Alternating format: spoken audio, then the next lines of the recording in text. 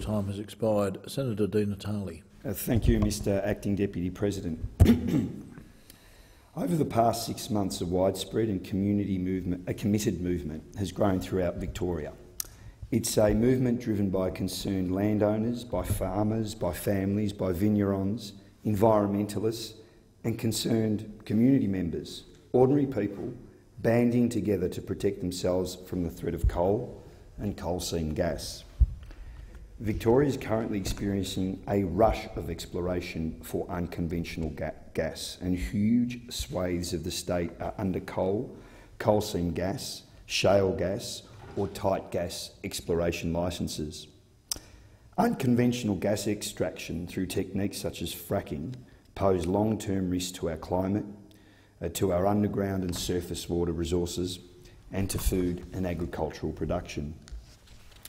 And both the CSIRO and the National Water Commission, the federal government's own independent expert advisor on water, have stated that fracking's impacts on underground water levels, the amount of emissions and the long-term impacts on local environments and farmland are poorly understood. Common sense would assume that governments would protect communities against these experimental mining projects until they are proven to be safe for people, for the land and for water. Instead, what we're seeing is a relentless push to set out on this path across Victoria without a full examination of the facts.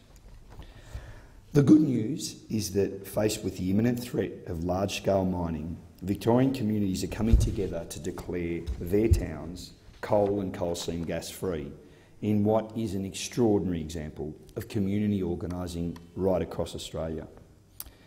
By knocking on close to 4,000 doors across regional Victoria, by having conversations and providing people with up-to-date information, communities are now uniting to fight for an end to unconventional gas approvals and to ensure the protection of their health, their land and their water. This approach to community organising is modelled on the lock the gate work that's been occurring in the northern states, where coal seam gas has already devastated many communities. It's basic grassroots organising, town hall meetings, stalls and door-to-door surveys of entire neighbourhoods. In all surveys done so far, well over 90% of residents have opposed unconventional gas exploration. We've seen 11 communities declaring themselves coal and coal seam gas free, and there are at least another 10 in the process of declaring.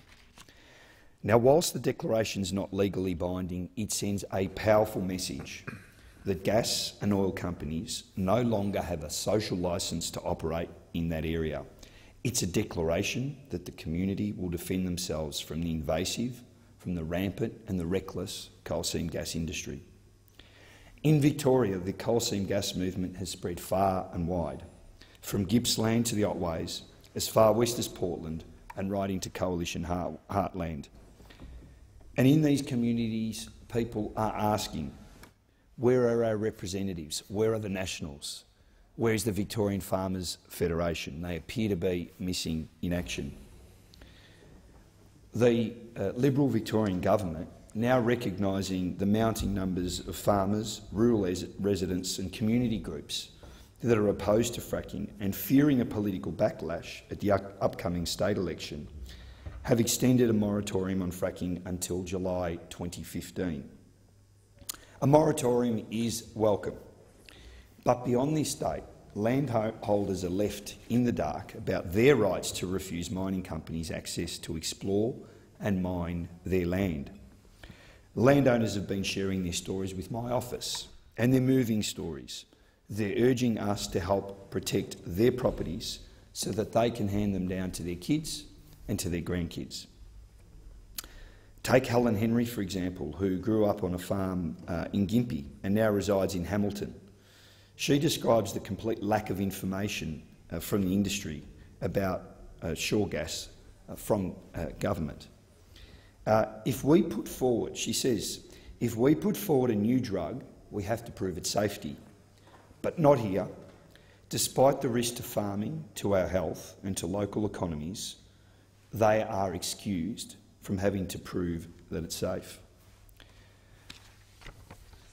We've heard from a meat and wool farmer and a mother who lives in a town near Port Napier.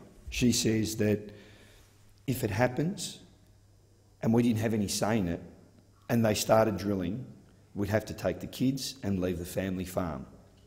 It's the last thing we'd want to do, but we don't see how agriculture and mining can coexist in this way. We know it impacts on groundwater, and we rely on a bore and on a spring-fed dam. If it becomes contaminated, how will it affect our meat? There are so many unknowns. We heard from Michael Green, who lives in a small Victorian country town that's prone to drought, and he says, our area is renowned for its tourist attraction. It relies on the tourism industry and ecotourism, on its vineyards and its gourmet value-added food production. All of this is threatened by fracking.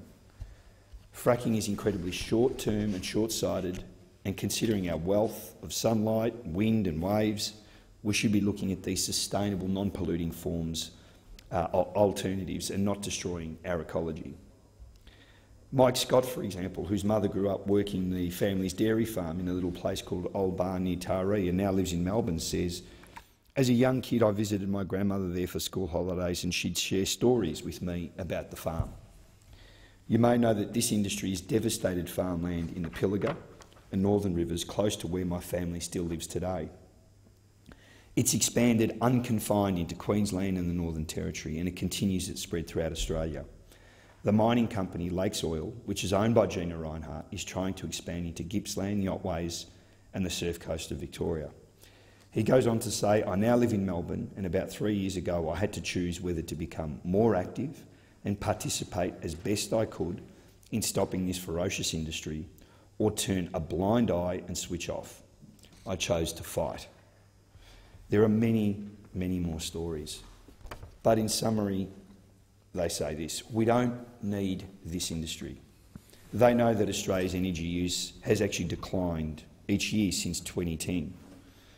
They know that we've seen a huge uptake in rooftop solar. They see other sources of energy, like wind energy, expanding at a rapid rate.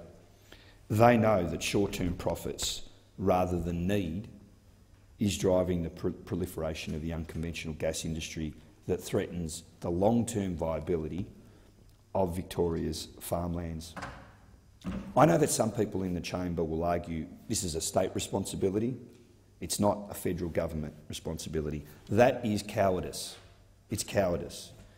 The threats posed by coal and coal seam gas extraction are not confined to state boundaries, and there are a number of things that the federal parliament can do to prevent this long-term harm, and the Greens are trying to do them. We just need the political will. Recently, my hometown of Deans Marsh declared that the overwhelming majority of residents wish to keep Deans Marsh and Bamborough gas-field free. Residents there have chosen an ecologically sustainable future, underpinned by food production, by agriculture, by tourism, over the short-term economic promises and long-term environmental harm caused by unconventional gas. The Greens have been strong and consistent voices against the unconventional gas industries, and we tend to continue to campaign alongside these inspirational community movements. People like Lock the Gate, like Gasfield Free Deans Marsh, like Frack Free Grovedale, and the many other organisations that are springing up right across Victoria. We'll fight for an end to unconventional gas approvals in Victoria. We'll fight for the right for farmers and other landholders to say, no, this is my land, you're not welcome here. And for stronger environmental laws to better protect our natural environment.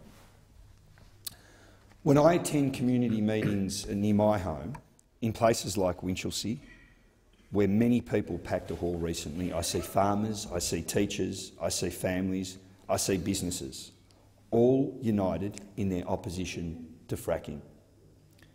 I have to thank each and every one of them for the vigour in which they're defending the environment, agricultural land, and I want to assure them that when it comes to opposing unconventional gas mining in Victoria, the Greens will stand with you. Thank you, Senator.